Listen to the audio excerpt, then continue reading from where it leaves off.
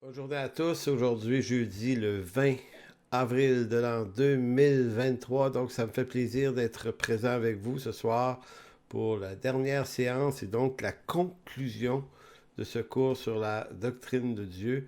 Donc, avant de donner le cours, je vous remercie tous ceux qui ont suivi, tous ceux qui ont partagé, tous ceux qui ont participé directement par des questions. Donc, ce soir, on arrive à la séance 12 et je vais essayer de ramasser pas mal d'affaires. Non pas reprendre ce qui a été dit déjà, mais de reprendre les choses, puis de les résumer, puis de les ramener en quelques idées de la plus haute importance, je pense. Donc, ce soir au menu, ce qu'on va voir, c'est l'importance d'avoir les idées claires. Avoir les idées claires, ça, c'est un concept qui m'est apparu évident, je dirais, il y a à peu près une vingtaine d'années de ça. Je m'étais rendu compte que ce qui causait beaucoup de problèmes dans la vie de certains croyants, en rapport avec les décisions qu'ils avaient à prendre, c'était que ils n'avaient pas les idées claires. C'est-à-dire qu'arrivés dans une situation donnée, ils ne savent pas exactement quoi décider, alors que bien souvent, l'écriture est très très claire sur ces choses-là. Et c'est là que j'ai commencé à percevoir que une mauvaise connaissance de l'écriture, comme j'ai déjà dit, ça provoque une connaissance approximative produit une relation avec Dieu qui est très approximative et ça rend à peu près tout approximatif, les décisions y compris. Donc, on va parler d'avoir les idées claires, c'est-à-dire marcher selon l'esprit, ne consiste pas à marcher à l'aveuglette, ça ne consiste pas à marcher selon l'émotion du moment, mais marcher selon l'esprit consiste à marcher en obéissance à la volonté de Dieu révélée dans l'Écriture. Donc, pour ceux qui pensent que le Saint-Esprit nous parle autrement que l'Écriture ou nous parle au-delà de l'Écriture, il y a quelque chose ici d'extrêmement trompeur. L'objectif du Saint-Esprit et le ministère du Saint-Esprit, c'est de révéler Christ et les Écritures dans nos vies. Donc, quiconque néglige la parole de Dieu n'aura jamais les idées claires, donc va peut-être pouvoir s'appuyer sur les pseudo-révélations du Saint-Esprit pour justifier des fois des croyances ou des décisions qui même vont aussi loin qu'être en opposition à l'Écriture. Donc, il y a quelque chose qui est très important ce soir avec ce point-là. Deuxième point, mystère de Dieu. Puisque l'homme ne peut saisir la totalité de qui est Dieu dans son essence, évidemment, ce qui est fini, nous, ne peut pas contenir l'infini, Dieu. Bon, il faut donc apprendre à composer avec une part de mystère, c'est-à-dire toutes ces choses qui échappent à notre compréhension en Dieu.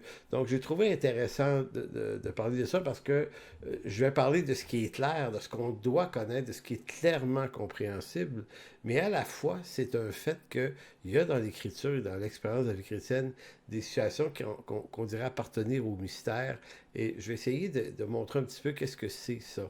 Et le dernier point, comment vivre par la foi lorsque l'œuvre de Dieu semble complètement incompréhensible. Donc, on voit ça dans la Bible, des personnages, des personnes qui sont amenées dans des situations, et si ce n'était pas qu'ils connaissent bien le caractère de Dieu, la circonstance dans laquelle ils se trouvaient leur en aurait pas révélé mieux. Donc, il y a dans la doctrine de Dieu un certain nombre de connaissances importantes et indispensables qui font que cette connaissance devient une lumière sur le sentier et notamment sur des sentiers très ténébreux dans lesquels on peut se retrouver des fois malgré nous. Et maintenant, qu'est-ce qu'on a? Si on ne reconnaît pas la circonstance, les événements, on ne sait pas qui les envoie, pourquoi c'est là, qu'est-ce qui nous arrive. Vous savez, on tombe dans des affolements terribles. Maintenant, la doctrine de Dieu, la connaissance de la personne de Dieu peut être cette lumière dans ces ténèbres-là, malgré que ces ténèbres-là sont présents quelquefois. Donc, c'est en gros les trois points ce soir. Donc, commençons maintenant par le premier qui est avoir les idées claires. Donc, la raison pour laquelle la doctrine de Dieu et tous les points qu'on a vus durant la session, et en passant, on n'a pas tout vu sur la doctrine de Dieu, il y a immensément d'autres choses à comprendre, mais ce que j'ai voulu faire à travers ce cours-là, c'est comme éveiller notre intérêt pour des détails qui peuvent apparaître plus ou moins sans importance, mais qui sont des éléments de fondation dans notre foi. Et j'ai souvent élevé l'idée qu'il y a des vents contraires qui s'élèvent contre le christianisme en Occident Et on voit ça de plus en plus, là, d'une année à l'autre, ça s'empire de plus en plus, de telle sorte qu'on se dit, ça va devenir difficile de s'assumer être chrétien publiquement, non pas seulement parce que nos familles pourraient ne pas aimer ça, si c'était juste ça, ça serait pas si pire, mais parce qu'il va peut-être y avoir un prix à payer face à des persécutions potentiellement très proches de nous. Donc, qu'est-ce qui va assumer ou assurer une intelligence et une sagesse dans nos réactions, sinon que d'avoir les idées claires, et la doctrine de Dieu nous les donne, ces idées claires-là. Donc c'est à ce point important, non pas en vue de faire apparaître, hein, le but c'est pas de faire apparaître notre connaissance, parce que quand on parle de doctrine de Dieu, on parle de la haute théologie des choses. Donc, est-ce qu'on veut juste connaître ces choses-là pour pouvoir se dire qu'on les connaît ou le dire à d'autres? En fait, pour moi, ça, c'est plus ou moins éphémère. La raison pour laquelle on doit avoir une connaissance plus exhaustive du caractère de Dieu, c'est parce que c'est ça qui va nous donner, et là, je le dis encore, les idées claires au cœur du tumulte. Dans le psaume 36, 8 à 11, il est dit « Combien précieuse ta bonté, ô Éternel! À l'ombre de tes ailes, les fils de l'homme cherchent un refuge. Ils se rassasient de l'abondance de ta maison. Et tu les abreuves au torrent des délices, car auprès de toi est la source de vie. Par ta lumière, nous voyons la lumière. Étends ta bonté sur ceux qui te connaissent et ta justice sur ceux dont le cœur est droit. » Donc, vous avez dans ce psaume, dans ce bout de psaume, 8 à 11, l'étendue de... Comment je vous dirais bien ça? L'étendue d'un discours où il est dit que on trouve refuge chez Dieu. On se rassasie de l'abondance de sa maison. On s'abreuve au torrent de ses délices. C'est lui qui est la source de vie. Et ça se termine, cet énoncé-là, au verset 10. Par ta lumière, nous voyons la lumière. Donc, on voit toutes les figures ici qui sont là pour montrer que plus on se rassasie de Dieu, et là, ici, beaucoup en référence avec sa parole, mieux, meilleur se porte notre lumière, parce que ce n'est pas notre lumière, ce n'est pas nos lumières à nous qui vont nous permettre de voir clair. Le psalmiste dit, c'est par ta lumière que nous voyons la lumière. Donc, si on changeait le mot lumière par raison, c'est par la raison que Dieu donne aux choses que notre raison est renouvelée. Donc, pour pouvoir voir clair, lumière, il nous faut la lumière de Dieu, non pas la lumière de notre raison humaine. Évidemment, les penseurs du 18e siècle, les philosophes, notamment ceux qui ont écrit l'encyclopédie, qu'on parle de Diderot, de Voltaire, de Rousseau et de tous ces personnages-là, pour eux, le siècle des Lumières, ça se voulait la lumière de la raison humaine. Ben, voyez où ce que ça nous mène 3 siècles plus tard, la lumière, la raison de la lumière humaine. Voyez dans quel tumulte on est rendu, dans des sociétés d'une confusion telle qu'une partie de la population ne sait même plus reconnaître si je suis une femme, si je suis un homme ou si je suis quelque chose entre les deux. C'est à ce point là, que l'éclairage est plus net, la confusion. On avait le débat cette semaine ou la semaine dernière sur les drag queens aussi, qui dans les maternelles à l'école ou dans les bibliothèques vont parler aux enfants, et tout le monde, ou à peu près tout le monde, dans la sphère de l'élite intellectuelle, semble trouver ça normal. Donc, quand on voit des choses comme ça, on se dit, OK, on est dans des ténèbres profondes. Mais profondes.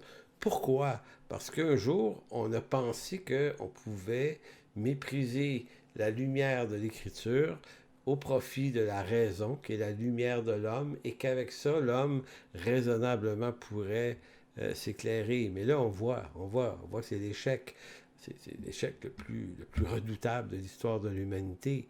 Maintenant, retournons-nous, comme croyants, abreuvons-nous de la lumière, parce que c'est pas parce qu'on est chrétien qu'on va à l'église qu'on s'abreuve de cette lumière-là. Je suis souvent étonné, moi, de certaines décisions, de certains raisonnements, notamment sur des questions morales que tiennent des chrétiens, et par leur raisonnement si faible, si pauvre, ben, OK, le problème est simple.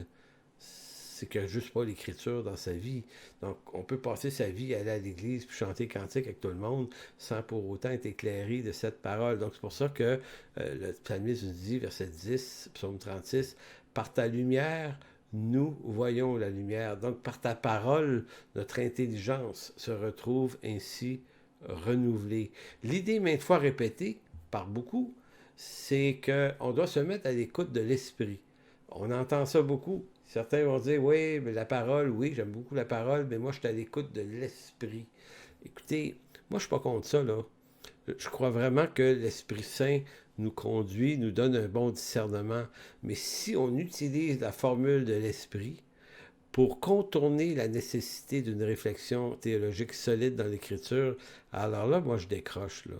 Si l'Esprit devient l'élément de remplacement qui vient camoufler notre paresse, peut-être qui est intentionnelle, on se dit, marcher avec, si je veux marcher vraiment par l'Esprit, je veux vraiment être dirigé par lui, il faut que je sois même pas influencé par rien, même pas la parole à la limite, pour être sûr que c'est l'Esprit qui me dirige. Mais écoutez, c'est une autre forme d'égarement.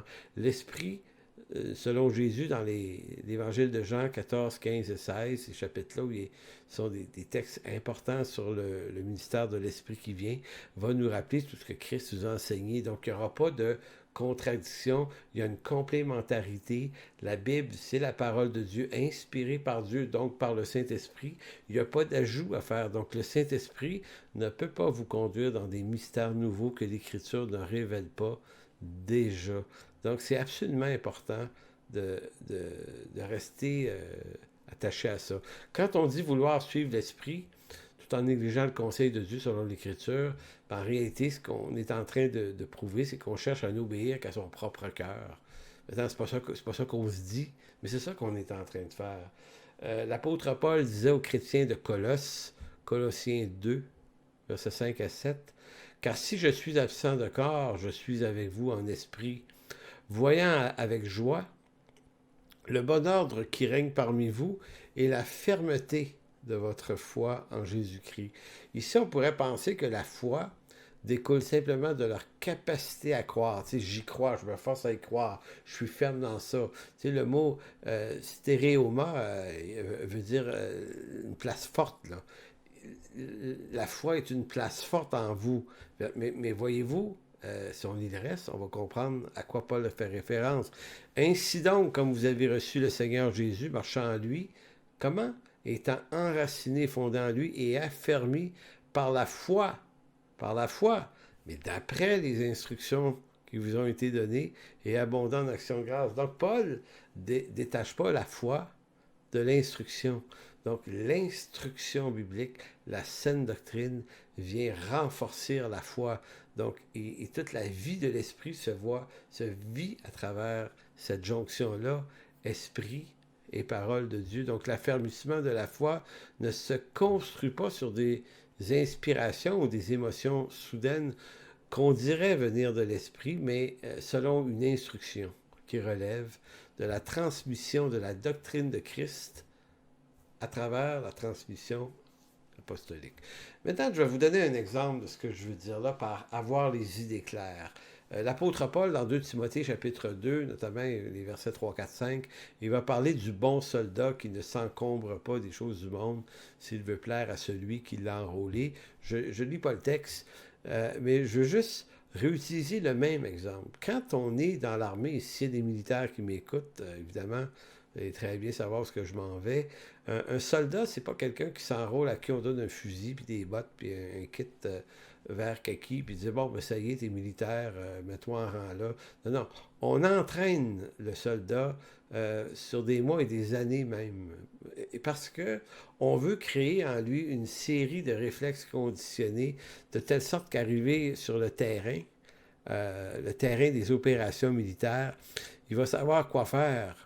Mais il va aussi savoir qu'est-ce qu'on ne doit pas faire. Parce que c'est pas juste « je sais tirer du fusil ». C'est « je sais aussi ne pas tirer du fusil quand c'est pas le temps ». Donc, la carrière de soldat permet d'ajuster tous les réflexes et les réactions en fonction d'un contexte. Il y a plusieurs années, un ami qui s'appelle Serge au Saguenay qui revenait d'Afghanistan. Il avait été là-bas, puis il était beaucoup marqué, lui, par la guerre là-bas, nous racontait à un moment donné comment ça se passait sur le théâtre des opérations, puis comment on s'organise lorsqu'on est un groupe de militaires qui doivent partir pour une mission très, très, très précise. Ben, le capitaine, ou je ne sais plus comment on appelle l'autorité du petit groupe, là, mais il va nous amener dans une tente, puis là, on va voir des fois une maquette ou une carte, mais souvent une maquette du terrain, où est-ce qu'on s'en va. Et là, il nous explique qu'on va débarquer à tel endroit, 2 jeeps, 3 jeeps, je ne sais pas. Puis là, il va déjà commencer à expliquer à ses hommes, ben, regarde, quand on va arriver, nous, ce qu'on veut, là, c'est aller chercher tel objet, là, dans telle tente ou dans tel bunker de l'ennemi. Là, tu sais. Je vous arrange un peu l'histoire pour que vous compreniez bien. Puis lui, ben, ce qu'il nous expliquait, c'est que quand on arrive sur le terrain des opérations, on a un fusil, puis on a un chargeur, puis on a tant de munitions, puis on n'arrive pas là, puis on ne se met pas à tirer n'importe où. On prend des précautions, on avance, on est en communication, on reçoit des ordres. OK, avance là, toi, voilà. À d'autres mots, il y a quelqu'un qui doit rentrer dans le bunker, c'est pas toute la gang au complet. Donc, il y en a qui vont être plus des gardes autour de l'affaire, il y en a qui vont être plus en train de foncer vers le but. Il y a des ordres qui sont donnés, il y a des opérations, et chaque soldat sait exactement quelle doit être sa réaction avant même qu'un événement arrive. Et j'avais trouvé ça intéressant parce que ce qu'il me disait, lui, il dit, si jamais ça commence à tirer de l'autre côté, il dit, nous, il ne faut pas paniquer, il ne faut pas vider notre chargeur. Parce que c'est ce que l'ennemi voudrait bien. Quand tu es dans le déplacement, il sait que tu n'as pas une caisse de balles avec toi, là. Tu as un peu de munitions. Puis s'il réussit à t'énerver assez pour que tu vides ton chargeur, ben t'es fini. Donc, il ne faut pas que tu tires toutes tes balles. Puis il faut que tu sois stratégique. Puis il ne faut pas que tu réagisses trop vite. Puis c'est à ça que ça sert, ta formation. C'est sur le terrain des vaches, tu vas savoir exactement quoi faire, quoi pas faire. Ben voyez-vous, pourquoi je donne cet exemple-là? Parce que nous, les croyants, si on peut s'appeler des soldats, une armée, on souffre du manque de formation, c'est-à-dire qu'on on ne se prépare pas vraiment à rencontrer le théâtre des opérations, le terrain des opérations. Lorsqu'il nous arrive un événement tragique qu'on n'attendait pas ou qu'on attendait mais qu'on n'était pas sûr, il se peut que nos réactions soient vraiment mal calculées et c'est souvent ça qui arrive. Et d'ailleurs, c'est arrivé à l'apôtre Pierre, hein, pensez à l'arrestation de Jésus au jardin de Gethsémane.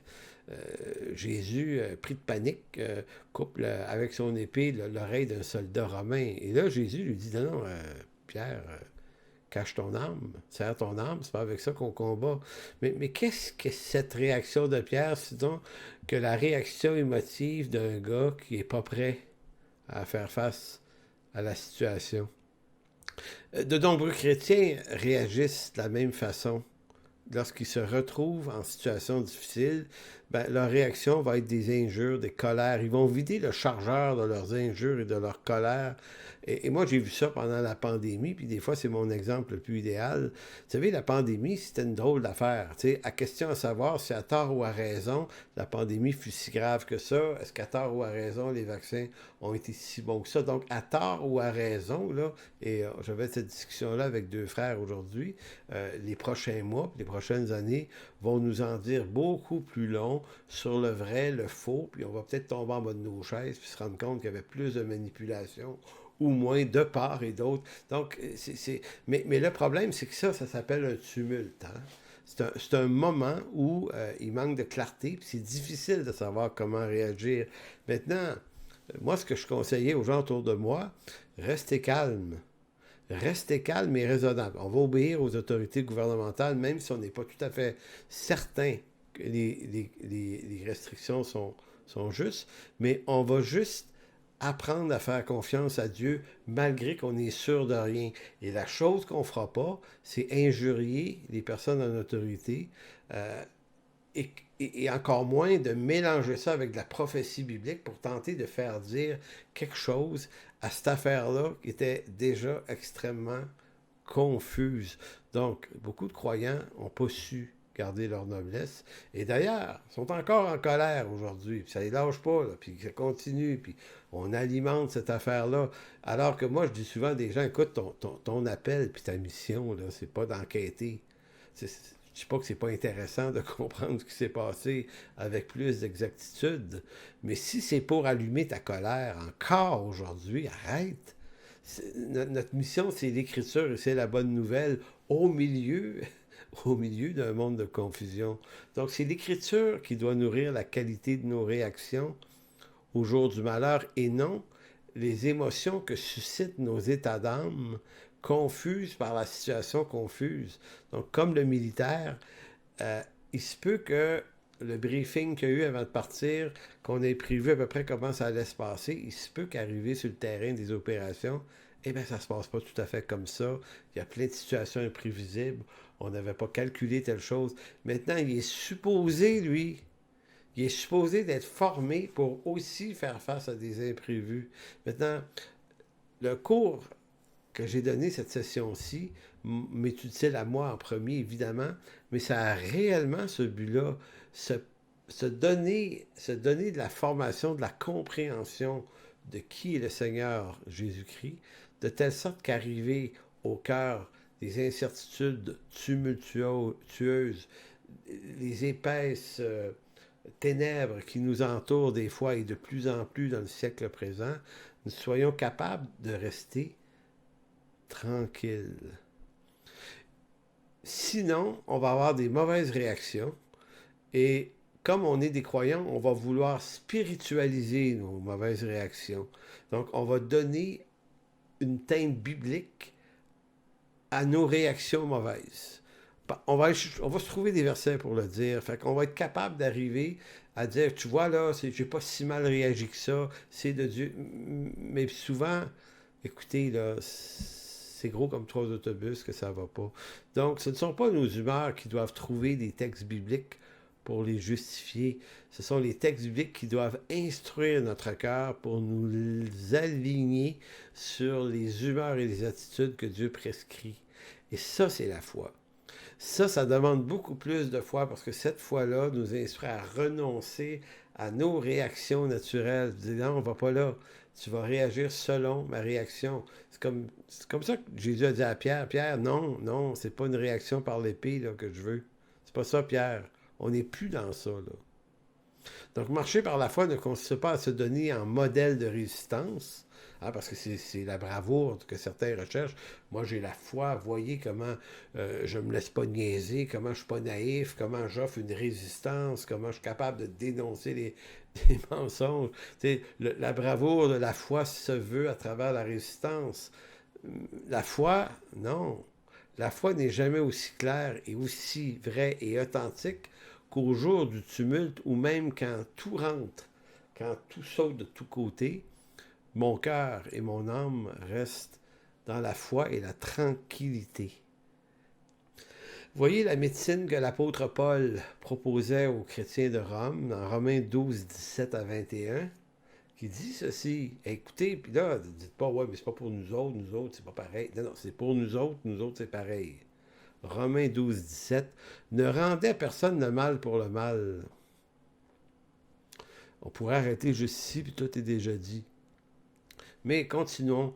Recherchez ce qui est bien devant tous les hommes, s'il est possible, autant que cela dépend de vous. Soyez en paix avec tous les hommes. Ne vous vengez point vous-même, bien-aimés, mais laissez agir la colère de Dieu. Car il est écrit, à moi la vengeance, à moi la rétribution, dit le Seigneur. Voyez-vous, si tant est que des gens ont agi injustement, dans nos États, dans nos gouvernements, dans peu importe qui, là, c'est pas à vous d'exercer un jugement de colère contre eux. Laissez agir la colère de Dieu. À moi la rétribution, dit le Seigneur. Pas à moi, pas à vous. Au Seigneur, donc nous, on va rester tranquilles. Ça, c'est la foi. Verset 20, mais si ton ennemi a soif ou a faim, donne-lui à manger. Si tu as soif, donne-lui à boire, car en agissant ainsi, ce sont des charbons ardents que tu amasseras sur sa tête. Ne te laisse pas vaincre par le mal, mais surmonte le mal par le bien. C'est une des plus belles déclarations de foi de l'Écriture, celle d'avoir plus foi en Dieu que d'avoir foi dans mon genre de réaction puis de me défendre moi-même devant les injustices. Très, très intéressant. C'est pour ça que, je répète encore, durant la pandémie, je faisais beaucoup de clips pour dire aux croyants, la question, c'est pas de savoir si on est capable de discerner ce qui est bien, ce qui est mal dans tout ce qui se passe. Hein? Parce que c'était difficile, là. Qu'est-ce qui était au moins certain? Ce qui était au moins certain, c'était ces textes-là. Les textes qui nous disaient, regarde, peu importe qu'est-ce qui a l'air de se passer, puis de quoi ça a l'air, cette histoire-là, puis peu importe les confusions qui en sortent, fais-moi confiance, reste calme, tu rends le mal à personne pour le mal. Romains 13, un peu plus loin, le chapitre suivant, tu vas honorer les autorités qui sont en place, qui ont été instituées par Dieu. Donc Dieu est en train de tester notre foi, et notre foi n'est jamais testée à travers des bonnes situations. C'est trop facile. Notre foi est testée davantage à travers des situations difficiles qui veulent énerver nos réactions. Donc ça, c'était Romains 12, 17 à 21. Ne rendez le mal à personne. Ça, c'était le verset 17. Le verset 14, juste avant, Romains 12, 14, dans le même contexte, bénissez ceux qui vous persécutent, bénissez et ne maudissez pas. Moi, ça, ce verset-là me percute énormément parce que pour moi, c'est un vrai défi, ça. Le mot bénir, là, le verbe bénir, c'est eulogio.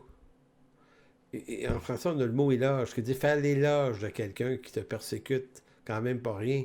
Et ne maudissez pas, le mot grec veut simplement dire appeler le mal contre quelqu'un. Appeler le mal contre quelqu'un. Écoutez, l'Écriture dit ne le faites pas contre les autorités civiles et séculières ou contre eux. Ne le faites pas, n'appelez pas le mal, ne maudissez pas. Au contraire, bénissez, faites l'éloge, même de ceux qui vous persécutent et qui vous maltraitent. Voyez-vous, la foi qu'il faut pour être capable de renoncer à nos émotions personnelles, à nos intentions de vengeance, pour laisser agir la vengeance de Dieu. Pour moi, là, quelqu'un qui y arrive, là, c'est quelqu'un qui mérite toute mon admiration, parce que là, j'ai devant moi quelqu'un qui marche par la foi. Quelqu'un qui fait juste m'exposer sa connaissance, qui m'expose ses œuvres. Comme je disais, à la convention nationale baptiste du Canada, j'étais invité à prendre la parole quelques jours de ça. Je leur disais, je suis en train de vous parler là, en ce moment, je suis en train de présenter un enseignement devant vous, vous m'écoutez, vous pouvez trouver ça pas pire ou bon, peu importe, mais ça ne dit rien, ça, sur ma foi. C'est-à-dire que je pourrais tenter de vous impressionner, je pourrais essayer de beurrer épais par une théologie à double épaisseur, que ça ne dirait rien sur ma foi, ça dirait juste sur ma connaissance. Mais connaître et croire, c'est deux choses. Donc, qu'est-ce qui en dit long sur ma foi? C'est pas ce que je suis en train de faire ce soir-là en vous prêchant. C'est pas ce que je suis en train de faire en vous présentant cet enseignement. Ma foi va être éprouvée le jour où j'entrerai en persécution. Là, vous allez pouvoir me regarder aller puis constater si c'est sérieux. Est-ce que j'y crois vraiment? Puis si j'y crois vraiment, je vais être amené par l'Esprit de Dieu en obéissance à la volonté de Dieu et je vais bénir plutôt que maudire les autorités de ce monde qui agissent mal. Je vais les bénir. Et là, il ne faut pas ici mélanger ce texte-là avec les autorités spirituelles dans l'Église. Et là, c'est une autre histoire. Quand une autorité, un ancien ou un pasteur, lorsqu'il pêche, lui doit être repris sévèrement. Il doit être repris à la même manière avec un ou deux témoins. Et ainsi de suite. Là, ici, on est dans une autre réalité. Mais ces textes-là de Romains 12 et 13 sont écrits dans leur relation avec les autorités civiles. Donc, vous voyez, avoir les idées claires, comme un soldat, être prêt à intervenir à la manière du capitaine qui est Jésus-Christ, qui lui nous dit « Serre ton épée, mon chum, c'est pas avec ça qu'on va combattre maintenant. » Donc ça, c'est le premier point ce soir. Le deuxième, mystère de Dieu. Bon, d'une part, je viens de vous dire l'importance d'avoir les idées claires sur tout ce qui peut être clair et compris selon l'Écriture. Et d'autre part, et ce n'est pas un paradoxe, il nous faut apprendre à rester prudent sur tout ce qui n'est pas toujours clair. Parce qu'il y a des circonstances qui ne sont pas claires et il y a des éléments de nature théologique qui ne sont pas clairs. C'est comme ça. Deutéronome 29, 29 nous dira, les choses cachées sont à l'Éternel, notre Dieu. Les choses révélées sont à nous et à nos enfants en perpétuité afin que nous mettions en pratique toutes les paroles de cette loi. Donc, en d'autres mots, ce que le texte de Moïse nous dit ici, il y a des choses cachées. Bon, on peut difficilement les mettre en pratique, elles sont cachées. Mais il y a des choses révélées. Et ces choses-là, c'est afin qu'on nous les mettions en pratique. Donc, ça signifie encore, il faut au moins avoir les idées claires pour ce qui est clair. Maintenant, pour ce qui est moins clair, on va apprendre à habiter ce que j'appellerais ici le mystère. Donc, l'Écriture contient un certain nombre de mystères, c'est-à-dire des vérités concernant Dieu et sa création que l'homme ne peut pas maîtriser dans toutes les dimensions de son étendue. Parce qu'on est des êtres finis, on a de la finitude, le péché nous a réduit encore davantage dans notre finitude, et Dieu est infini. Donc, il y a des vérités qu'on ne peut pas capter pleinement. La Trinité, c'en est une, ça. Hein? La Trinité, à la fois trois personnes, mais un seul Dieu. C'est présent dans l'Écriture, même si le mot Trinité n'apparaît jamais. On voit très, très bien la présence de ces trois personnes en Dieu. Maintenant, est-ce qu'on peut saisir et maîtriser? Non. On peut l'expliquer, on peut remarquer les textes, on peut en faire une description, mais si on peut pleinement capter cette vérité-là, en tout cas, moi, j'y suis pas arrivé, mais j'essaye pas, de toute façon, je n'essaye plus. J'ai vu que c'est pas utile d'y arriver, mais ce qui est utile, c'est d'y croire, dans la limite de ce qui est possible de comprendre. Un autre mystère, l'origine du mal. Le mystère du mal est un mystère aussi. C'est-à-dire, comment expliquer qu'un Dieu souverain qui est bon et qui haït le mal ait pu permettre ou faire en sorte que le mal puisse entrer dans le monde. On peut donner un certain nombre d'explications à ça, mais toutes ces explications-là ont des franches limites où à un moment donné, on se cogne sur la muraille du mystère pour se dire, OK, je ne pourrais pas comprendre davantage que ça et je vais habiter le mystère en question. Ça ne signifie pas de ne rien en savoir, ça signifie d'en savoir autant que c'est possible, mais de savoir, ne pas tomber, parce que j'ai vu des gens, notamment sur la question de la prédestination et le libre choix de l'homme, ça c'est une question épineuse. Moi je suis davantage calviniste évidemment, mais j'accepte la zone du mystère aussi. On voit le choix de l'homme aussi dans l'Écriture. Maintenant, on peut le comprendre à travers la doctrine de l'élection, la prédestination. Évidemment, c'est pas trop difficile, mais n'empêche que si on prend la somme des textes pour ou contre, on peut être capable, en tout cas c'est mon cas, moi je suis capable d'habiter le mystère, de pas tout à fait être sûr sur tous les points. Donc je peux pas dire, moi, c'est pas que j'ai pas voulu, que j'ai pas essayé, j'aurais pu décider de dire, OK, moi là, je colmate la brèche, il y en a plus de problème, j'ai plus aucune réflexion là-dessus. J'ai fait le choix de continuer à y réfléchir et d'habiter l'incertitude, l'inconfort de l'incertitude. Je suis capable de vivre avec ça, bien que ma confiance en Dieu n'est pas affectée par ce choix. Mais moi, je vois des croyants littéralement se perdre dans la spirale des questions puis des raisonnements là-dessus qui fait qu'à un moment donné, tu décroches. Puis il y en a qui décrochent même de la foi tellement que ça les perturbe. Et souvent, je dis ça à des amis, ou je les dis souvent, prends distance avec cette question-là. Si ça te trouble trop, il y a plein d'autres choses à étudier dans l'Écriture, parce qu'à un moment donné, ça se peut que tu ne sois pas capable de colmater la brèche d'une pleine compréhension. On pourrait parler également dans les mystères de Dieu, l'éternité de Dieu en tant que réalité de Dieu, ça a l'air de rien, là, mais notre cerveau n'est pas capable de capter le fait que Dieu n'ait pas eu de début. T'sais, ça a débuté quand, ça, ce non-début-là? Je ne sais pas si vous comprenez, on est capable de se dire des mots là-dessus, mais on ne peut pas le capter. Donc, en d'autres mots, par ça, je veux montrer seulement que l'Écriture nous permet de comprendre en partie beaucoup de sujets bibliques, mais à la fois, certains sujets demeurent en zone obscure, au-delà de laquelle on ne peut pas en saisir plus que ce que l'Écriture nous en dit. Ecclésiaste, chapitre 3, versets 10 et 11, le dit dans ces mots: j'ai vu à quelle occupation Dieu soumet les fils de l'homme. Il fait toutes choses bonnes en son temps. Même il a mis dans leur cœur la pensée de l'éternité, bien que l'homme ne puisse pas saisir l'œuvre que Dieu fait du commencement jusqu'à la fin.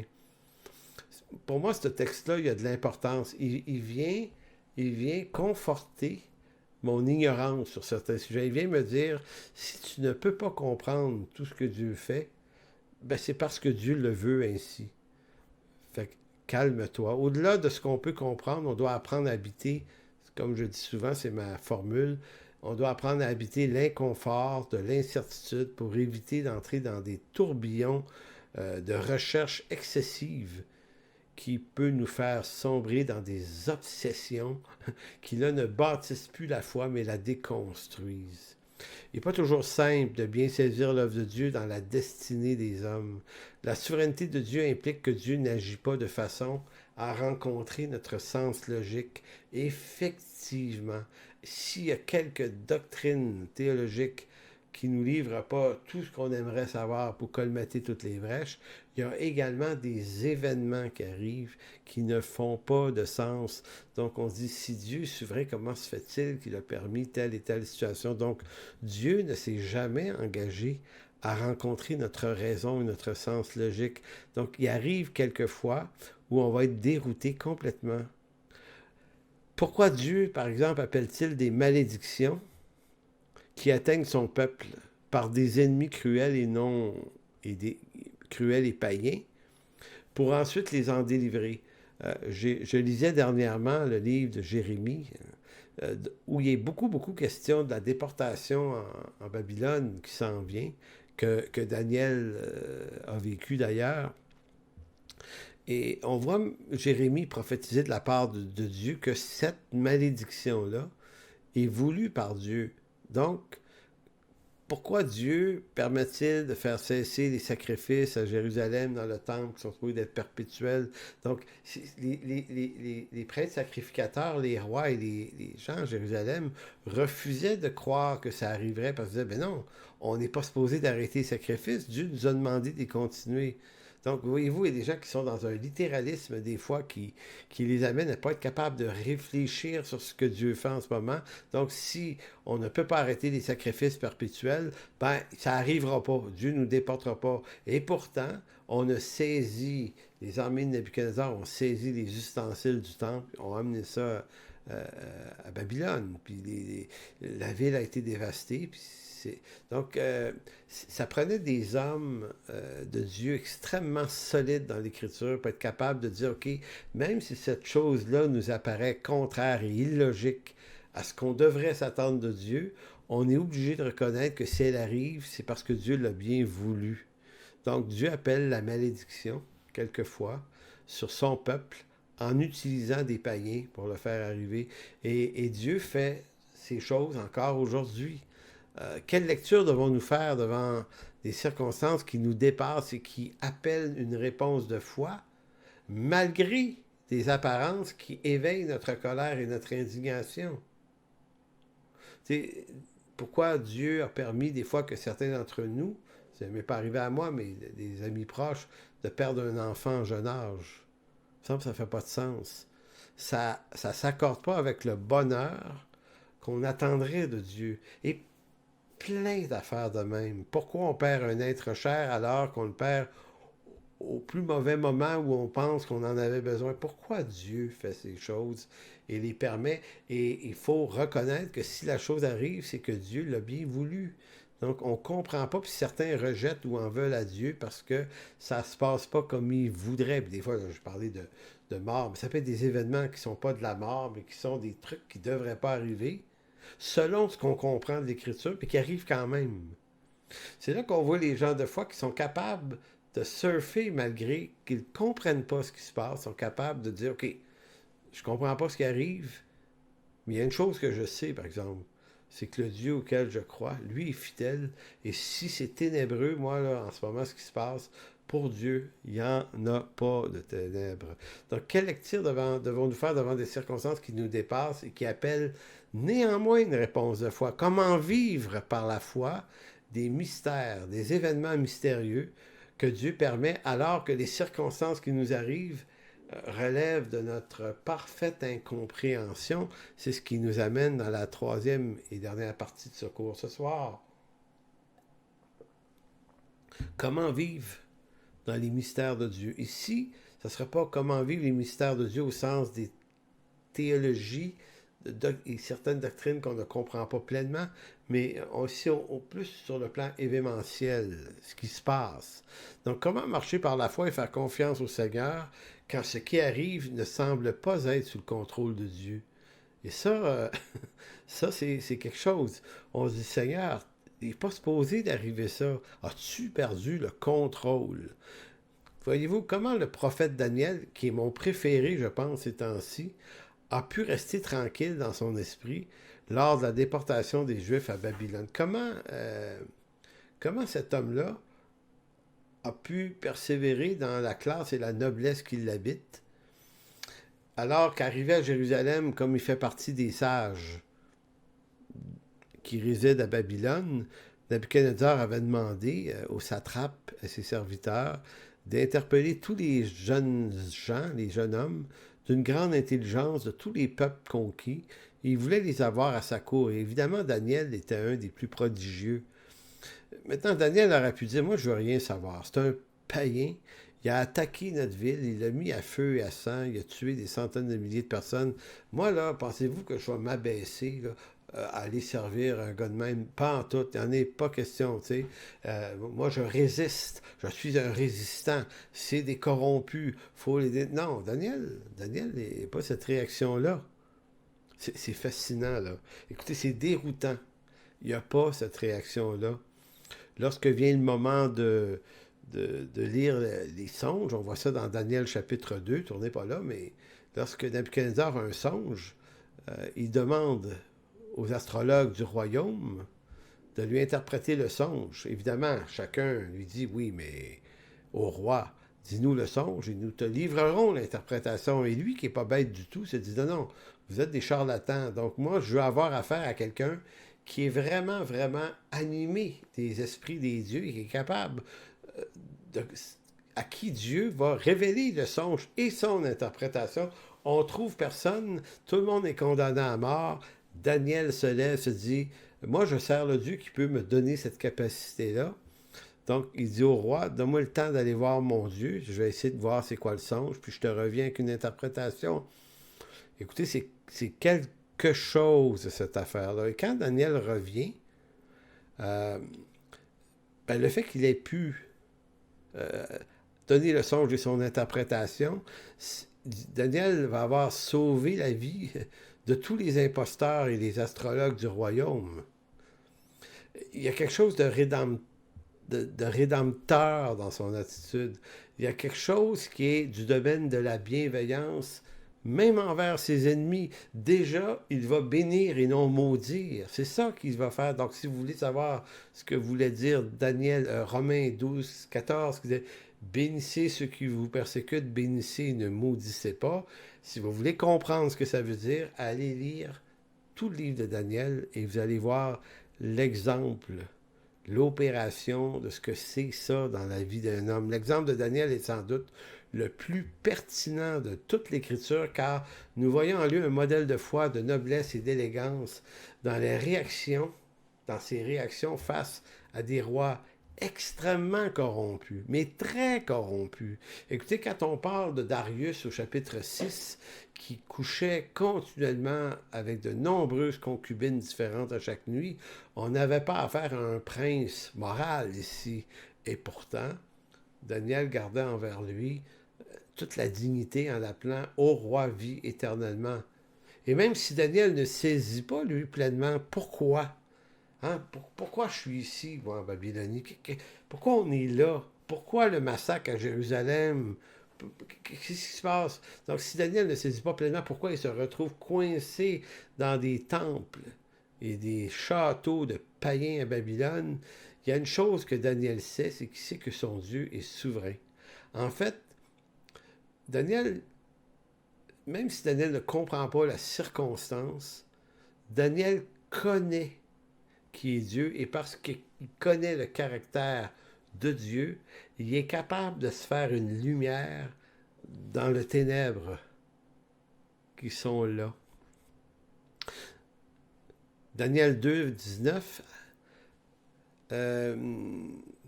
avant que Daniel ne livre toute la question de que veut dire le songe, verset 19 va dire « Alors le secret fut révélé à Daniel, le secret du songe, dans une vision pendant la nuit. Et Daniel bénit le Dieu des cieux. Daniel prit la parole et dit, et écoutez bien ce qu'il dit là, béni soit le nom de Dieu, d'éternité en éternité. À lui appartiennent la sagesse et la force. C'est lui qui change les temps et les circonstances, qui renverse et qui établit les rois, qui donne la sagesse aux sages et la science à ceux qui ont de l'intelligence. Il révèle ce qui est profond et caché. Il connaît ce qui est dans les ténèbres et la lumière demeure avec lui. Je ne sais pas si vous voyez l'ensemble de ce que Daniel sait. Donc, pourquoi je vous lis ce texte-là? C'est parce que je présume que Daniel n'est pas très sûr des raisons pourquoi il est à Jérusalem. Bon, il peut comprendre qu'il y a un jugement de Dieu, là, il n'est pas fou. Sauf que c'est dans Daniel 9, et là je ne lis pas Daniel 9, que Daniel va dire au Seigneur, en lisant le livre de Jérémie, c'est là que j'ai compris qu'on était ici pour 70 ans. C'est là que j'ai compris pour quelle raison tu nous envoies ici et quel est le temps avec lequel, la durée du temps avec lequel ce jugement-là. Donc Daniel a compris plus tard pourquoi il était à Babylone. Mais il n'a pas attendu d'avoir tout compris pour vivre dans la dignité et le respect des gens païens avec qui il est. Donc, ce que Daniel connaît de Dieu relève de 6 principes. Si on décortique Daniel 2, 19 à 22, Daniel sait ceci de Dieu. Il va dire, je sais que c'est à lui qu'appartient la sagesse et la force. Je sais que c'est Dieu qui change les temps et les circonstances, qui change, donc qui fait ce qu'il veut avec les circonstances. Donc, je suis dans une circonstance que j'aime pas. Les circonstances, il les a changées, on est ici, il peut les changer encore. Donc, c'est à Dieu qu'appartient la capacité de changer les temps et les circonstances. C'est lui qui renverse et qui établit les rois. Évidemment, mais Daniel va connaître, je crois, une succession de 3 rois. 2 vont être renversés pendant sa période à Babylone.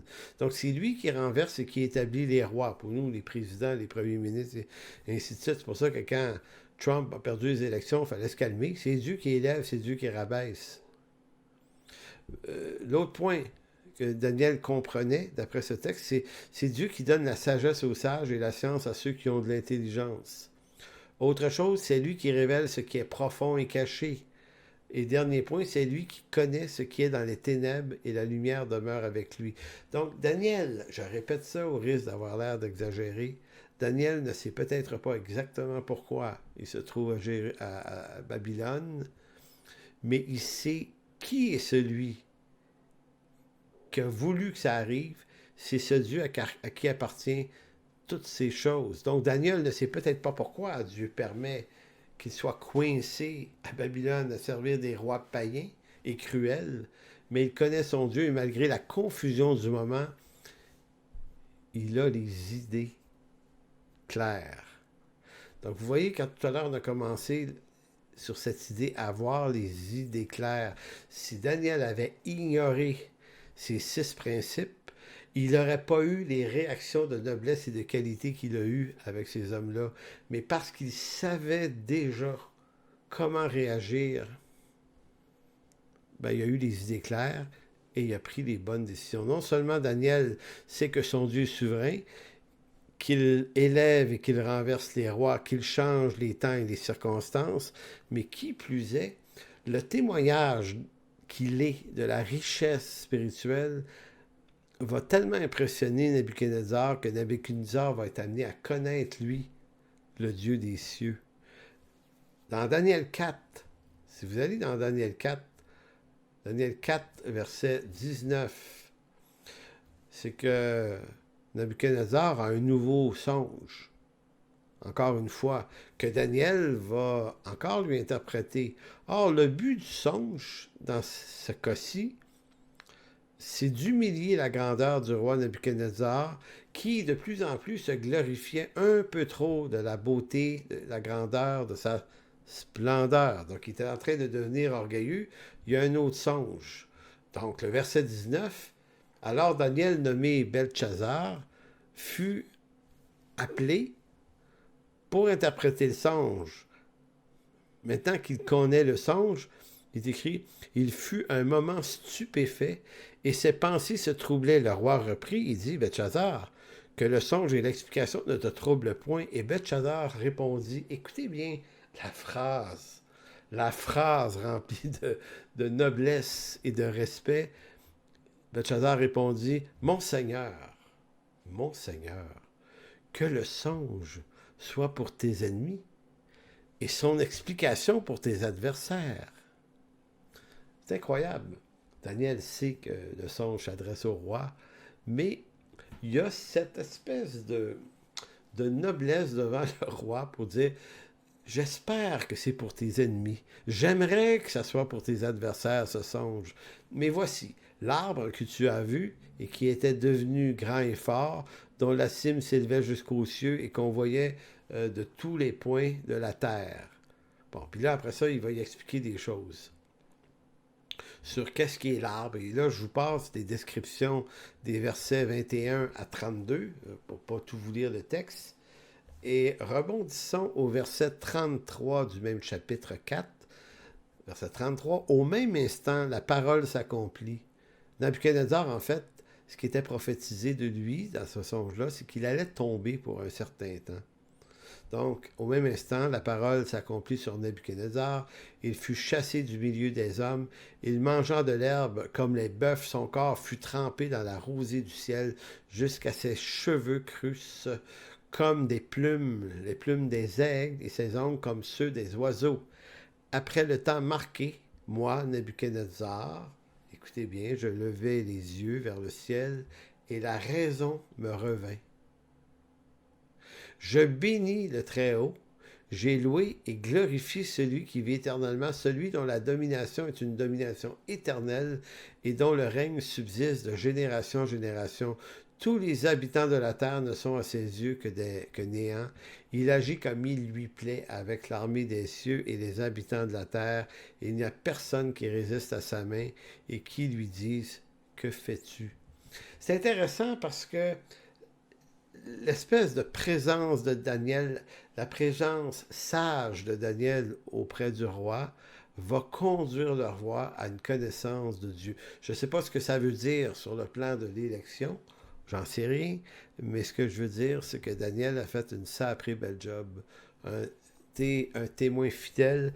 Et si un homme dont on doit s'inspirer dans les vents contraires qui s'en viennent, dans n'importe quelle circonstance ou des persécutions, qu'elles soient graves, plus graves ou moins graves, si on veut s'inspirer de quelqu'un, inspirons-nous de Daniel, qui, je crois, est aussi l'inspiration de Paul, parce que Paul connaît très bien l'histoire de Daniel, là, et quand Paul va dire « bénissez, ne maudissez pas », j'ai presque envie, moi, je ne suis pas sûr complètement, mais je sens qu'il y a du Daniel dans la tête de Paul sur cette affaire-là. Donc, quelle leçon devons-nous tirer de cette histoire?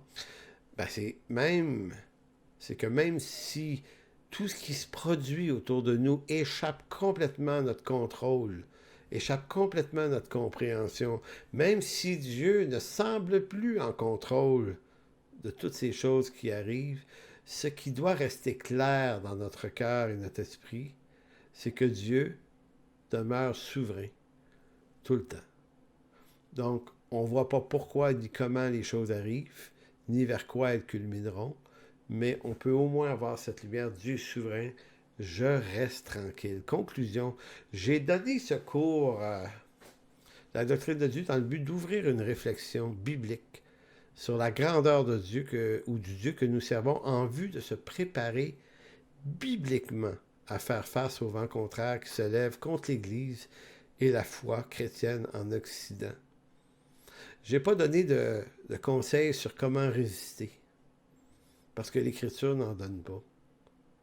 Mais j'ai donné des conseils, j'ai voulu donner un cours qui nourrit le conseil de Dieu pour comment on va apprendre à résister, mais dans la foi, à bénir et non maudire. À l'exemple du prophète Daniel, j'ai voulu montrer que la qualité de nos réactions face à un monde de plus en plus violent contre le christianisme notre réaction devrait être à la hauteur de cet homme, de ces hommes même que je pourrais dire, qui nous montrent comment on doit se comporter dans de telles circonstances. Si vous désirez plutôt résister et renverser les rois corrompus, souverainement placés par Dieu, alors vous devrez rendre compte à Dieu qui jamais ne vous a demandé de le faire, ni jamais ne vous demanderait de vous engager dans des manœuvres charnelles et adamiques comme celle-là.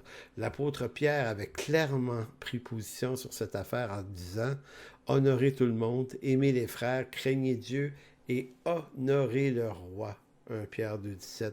L'apôtre Paul avait dit « Bénissez ceux qui vous persécutent, bénissez et ne maudissez pas. » Romains 12,14. 12-14. Et je termine sur le psaume 139, 2 à 6. Tu sais quand je m'assis, tu sais quand je me lève, tu pénètres de loin ma pensée. Tu sais quand je marche et quand je me couche, et tu pénètres toutes mes voies, car la parole n'est pas encore sur ma langue, que déjà éternelle. Tu la connais entièrement, tu m'entoures par derrière, par devant, et tu mets ta main sur moi. Une science aussi merveilleuse est au-dessus de ma portée. Elle est trop élevée pour que je puisse la saisir. Donc voilà, c'est ainsi que se termine cette 12e séance de ce cours. C'est par cette 12e séance que se termine la session. Donc un grand merci à tous ceux qui ont été là, en espérant que ça ait pu être utile, que ça ait pu peut-être vous ouvrir des avenues, vous donner envie de vous procurer des bons ouvrages de théologie, aller voir vos pasteurs dans les librairies chrétiennes. Commencez à lire des choses qui vont nourrir votre connaissance, qui vont bâtir des fondements sous vos pieds, de telle sorte que devant les vents contraires, vous allez avoir de la résistance et non pas seulement de la méfiance. Donc Seigneur, merci. Merci de bénir tous ceux qui se sont donnés pour mission d'entendre ces 12 séances.